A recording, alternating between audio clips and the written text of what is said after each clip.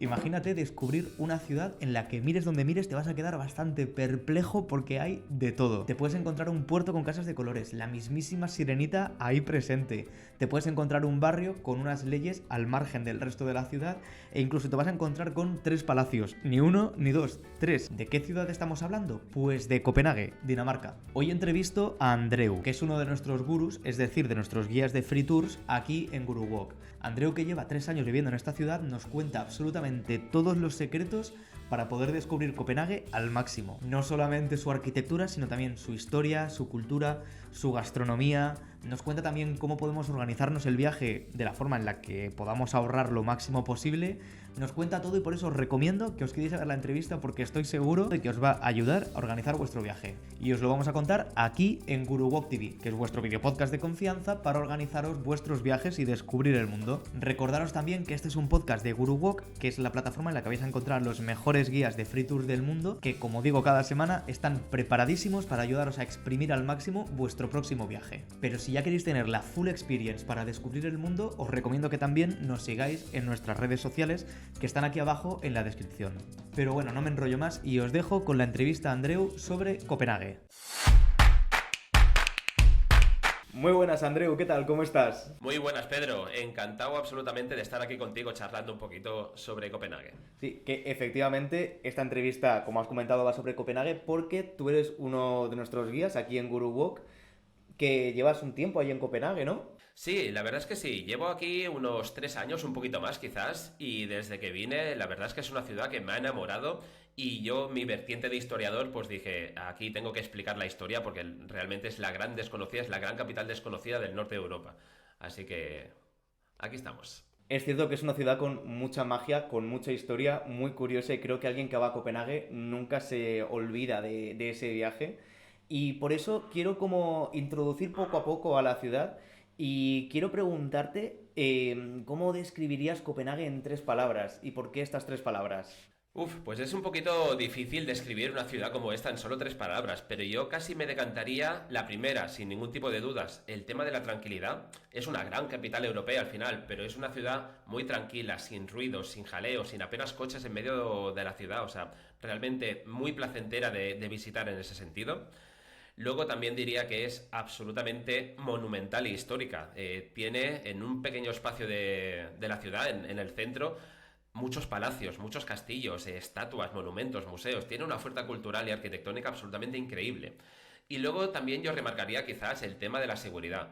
Copenhague piensa que está catalogada como una de las ciudades más seguras del mundo y eso siempre hay que ponerlo un poquito en valor a la hora de elegir una destinación. Y es cierto, como comentabas, que justamente está como lleno a nivel arquitectónico, es increíble, a nivel monumentos, a nivel histórico-cultural.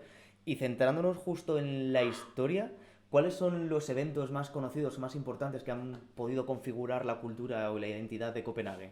Pues yo marcaría aquí 3 momentos especialmente importantes. En un primer momento, el tema de todo el pasado vikingo que tenemos aquí en Dinamarca. Piensa que la gente cuando piensa en vikingos piensa en los fiordos noruegos, los suecos y tal, pero es que Dinamarca es el epicentro, uno de los epicentros también de la época vikinga, y eso ha dejado un legado aquí absolutamente incontestable. Luego, yo remarcaría todos los siglos en los que Copenhague fue la capital del reino y fue la capital más importante de aquí del norte de Europa, y especialmente la época en que vivió Cristian IV. Piensa que este rey es el gran rey, el rey que lo hizo absolutamente todo, todas las guerras, todos los monumentos.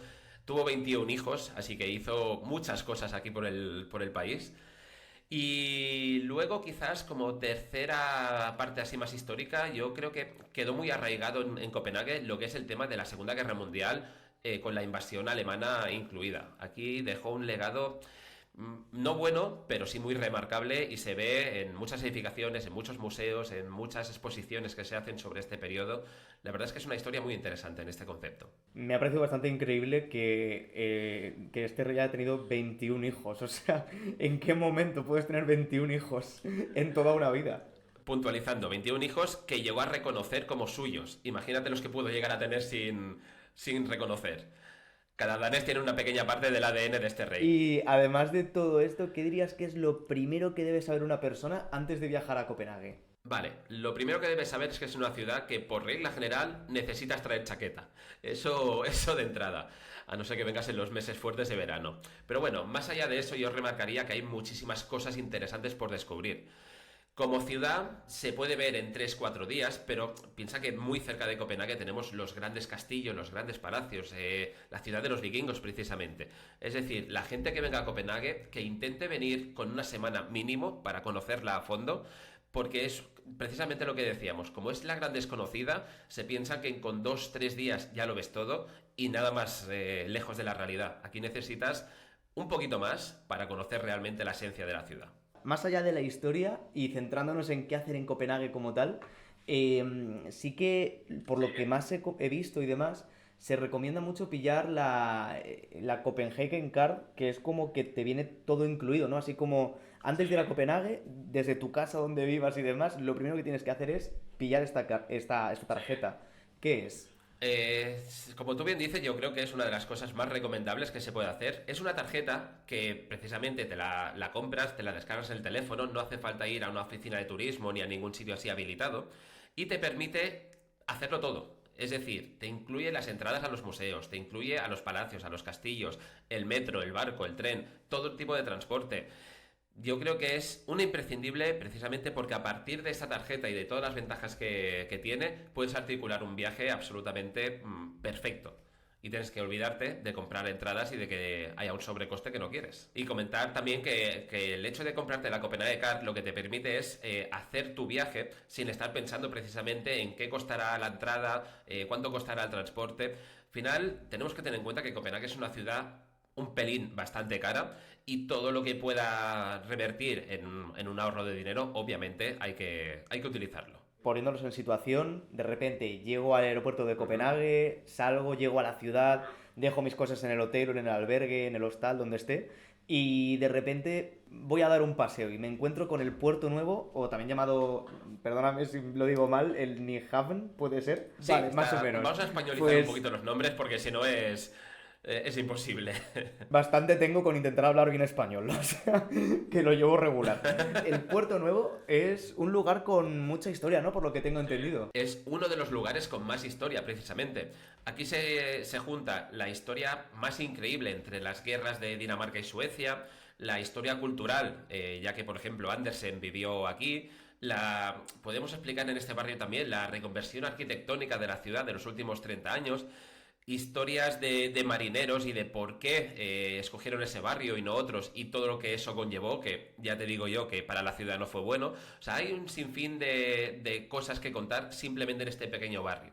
Imagínate si en un barrio tenemos todo esto, que no tendremos en toda la ciudad entera. Y justo como comentabas, en este puerto vivió el escritor Hans Christian Andersen, que, bueno, famoso por Ujú. obras como La Sirenita, El Patito Feo, Traje Nuevo del Emperador, La Reina de Hielo. Y bueno, tengo entendido que aquí en Copenhague hay un montón de elementos que rememoran esta figura por toda la ciudad. Por ejemplo, la Sirenita, ¿no? Sí, bueno, de hecho, La Sirenita es quizás la más conocida, pero hay muchísimos más, como tú bien dices, ¿no? Tenemos museos dedicados solamente a este autor, tenemos numerosas estatuas de él e incluso de algunos de los personajes. Incluso, mira, para que te hagas una idea de que la ciudad está muy volcada muchas veces con este autor y con todo lo que escribió, incluso las tapas de las cloacas cuentan cuentos de Andersen. Así que está muy, muy, muy focalizado en todo esto y para la gente que venga con niños es la ciudad ideal. Es muy divertido porque hay muchas veces que ves a la gente haciéndole fotos a las tapas de alcantarilla que si no te acercas y ves realmente que es que hay un cuento ahí escrito, te puede parecer hasta raro, ¿no? Luego también, por otra parte, ahí en Copenhague, si vas más para allá del Puerto Nuevo, más hacia arriba, te encuentras con la calle Ujú. peatonal más larga de toda Europa, que creo que se pronuncia Stroget. ¿Qué se puede ver a lo largo de esta Vamos a dejarlo avenida? así, bien. Pues sí, esta es una de las arterias principales de la ciudad y sobre todo está bastante dedicada al tema de tiendas. Es una especie, para los que la conozcan, una especie de milla de oro, donde están todas las tiendas de lujo, pero también hay otras que yo creo que son imprescindibles de visitar, la estancia de que estáis aquí en la ciudad, como por ejemplo, en esta calle está la tienda principal de la Lego. Mucha gente sabe que la Lego es una empresa de juguetes, es una empresa danesa que tiene aquí ya un montón de años y la tienda principal con la exposición de la ciudad construida con piezas la tenéis justo en medio de esta arteria que conecta las dos principales plazas.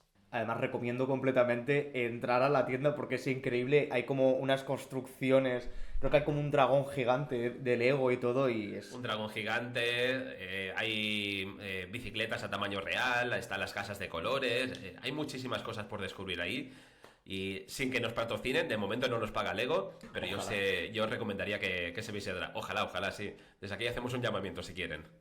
Pero bueno, luego también en Copenhague hay otro elemento muy interesante, sobre todo para entrar y demás, que es la torre circular, que es una torre que puedes subir arriba, pero no hay escaleras en ningún momento. Es una constante cuesta en espiral que se me hizo muy curioso en su Sí. momento. ¿Y por qué no hay escaleras dentro de esta torre? Pues mira, esta torre, como tú bien dices, es un edificio espectacular. De hecho, es uno de los mejores miradores que tiene la ciudad, es uno de los tres principales. Y como bien dices también, no tiene escaleras. Es una especie de Giralda, versión danesa. Y la verdad es que en un principio la construyó el mismo Cristian IV y la hizo como un observatorio astronómico. Piensa que es un observatorio que todavía hoy, a día de hoy, sigue estando en uso. Ya un poquito más a nivel recreacional, pero hay una pequeña exposición y hay un telescopio antiguo que se puede visitar. El porqué de la falta de escaleras es una de las leyendas más increíbles que tiene la ciudad, pero creo que es mucho más interesante cuando nuestros visitantes la descubren cuando estamos propiamente ahí, ¿no?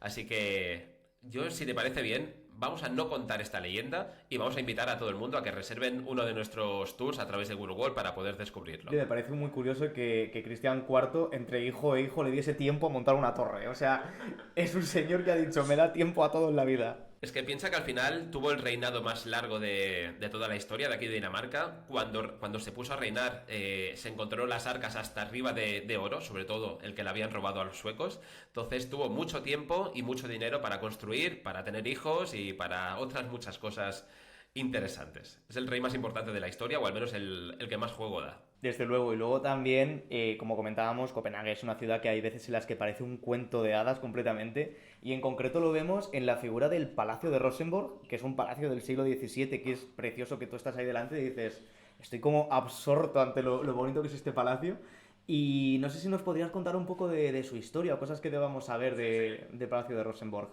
Pues mira, te diré que el palacio lo construyó una vez más Cristian IV, y perdonad si somos un poquito repetitivos con este señor, porque ya te digo que es que lo hizo absolutamente todo aquí en el país, y digamos que lo construyó un poquito, vamos a entrecomillar esto, como su palacio de fin de semana. ¿Por qué? Bueno, digamos que es un palacio que parece de cuento de hadas, como tú bien dices, y es así porque no tenía una finalidad de ser corte real, es decir, lo construyó simplemente para tenerlo él, para ir a hacer sus cosas, y cuando decimos sus cosas es sobre todo lo construyó para sus amantes, pero precisamente es tan bonito porque no tenía una pretensión de ser corte real, no tenía una utilidad defensiva, simplemente lo tenía ahí como, no sé si podemos decir según qué palabras, pero era el picadero real durante mucho tiempo. Así que por eso es tan bonito y por eso lo hizo tan bien. Pasamos a otro palacio que es el Palacio de Amalienborg, que está, bueno, justo enfrente de la iglesia de mármol, que también es increíble. ¿Y en qué consiste este palacio? ¿Qué hay que ver en este palacio, en el de Amalienborg? Pues este palacio forma parte de un conjunto más grande, que es lo que llaman el barrio de Federico, precisamente por el nombre del rey que lo construyó, y construyó tanto el palacio como el resto del barrio, la iglesia esta de mármol que tú bien indicas, y entre otras cosas es el palacio donde actualmente vive el rey, donde han vivido los reyes los últimos siglos, y la verdad es que hay muchas cosas muy interesantes que ver. Primero de todo, la plaza donde hacen el cambio de guardia, puedes ver los palacios por fuera, incluso hay uno que está abierto al público, que tiene un museo, y a nivel histórico es un museo muy interesante, así que es uno de los puntos principales e imprescindibles para visitar cuando se viene aquí a Copenhague. Y luego también, por si acaso parece que faltan palacios, hay otro palacio más, que es el Palacio de Christianborg, que también es, si los otros dos ya son preciosos, tú llegas y dices, es increíble las vistas de este palacio, que lo ves y es una fachada bestial, todo, es que es increíble. ¿Qué debería saber un viajero antes de ir a este palacio? Es lo que tú dices, de los tres palacios que hemos hablado, este es el más grande, el más imperial, el más bonito, incluso te diría, sobre todo por la parte de dentro. Es el más grande también porque este sí que estuvo destinado durante muchos siglos a ser la residencia de los reyes. Lo que pasa que, al igual que prácticamente toda la ciudad, este palacio se quemó, los reyes decidieron trasladarse a Marienborg y se quedó un poquito en desuso. ¿Qué pasó? Que decidieron utilizarlo, ya que era un gran edificio, lo utilizaron para poner el Parlamento, está el Poder Judicial, están las oficinas del gobierno, hay un museo que también es hiper interesante, el mirador más alto de la ciudad, realmente es tan grande y está tan céntrico y está tan bien que lo han utilizado para prácticamente todo. Así que 100% imprescindible y sobre todo entrar dentro de su museo porque está el gran salón de los tapices y todas las habitaciones reales imperiales, que eso ya es para rematar la mejor de las visitas. Luego también, por otra parte, otro elemento que no sé si se podría decir que es Copenhague o es una ciudad aparte, está Cristiania, que sí es cierto que vamos a dedicarle Ah. una entrevista aparte a esto, la siguiente entrevista, pero sí que para hacer un poco, para alimentar el gusanillo un poquillo, ¿nos podrías contar así por encima a Venga. grandes rasgos qué es Cristiania? Vale, de momento hacemos otro llamamiento para que todo el mundo escuche la otra entrevista porque hablaremos mucho más en profundidad de este barrio. Llámalo barrio, llámalo ciudad, depende a quién le preguntes. Si le preguntas a una persona de Copenhague o de las afueras de Cristiania, te dirá que es un barrio. Si le preguntas a alguien que viva dentro de Cristiania, te va a decir que es un país.